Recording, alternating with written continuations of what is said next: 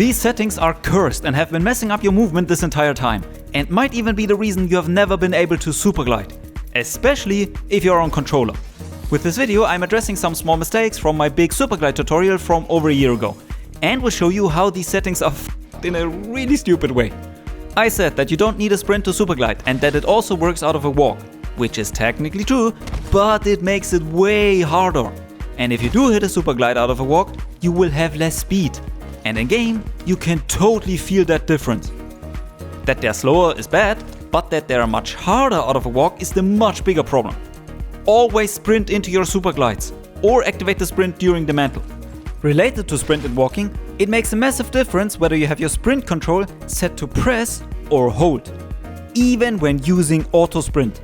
For some godforsaken reason, using press sprint gives you what we call a Mantleboost, where you are at full sprint speed on the very first frame after a mantle.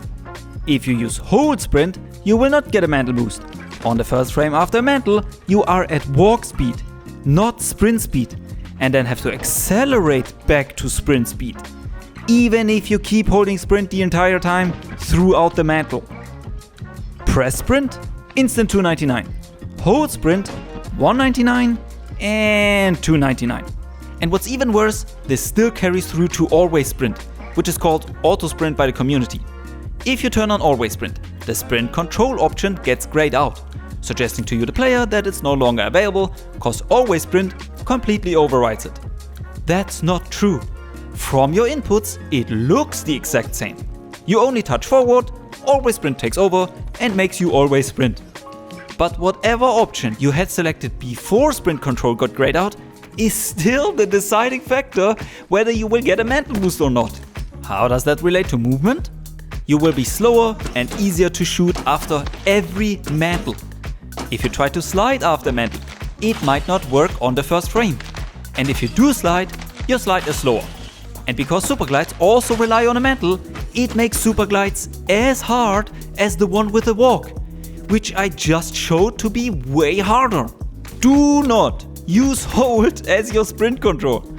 It is objectively worse and might have been the reason you have never been able to Superglide. And if you use always sprint, disable it, make sure your sprint control is set to press and turn it back on. And the second mistake I made. I said that sometimes I get these fake Superglides and suspected it had to do with the mantle timing. That's not it. These are simply because your slide boost is on cooldown. When you initiate a slide, you also get a speed boost. That speed boost has a cooldown of 2 seconds. So if you slid within the past 2 seconds, or have done another Superglide within the past 2 seconds, you won't be able to get another Superglide and get these super slow semi-Superglides. So make sure there's always 2 seconds between your Superglides or between a slide and the following Superglide.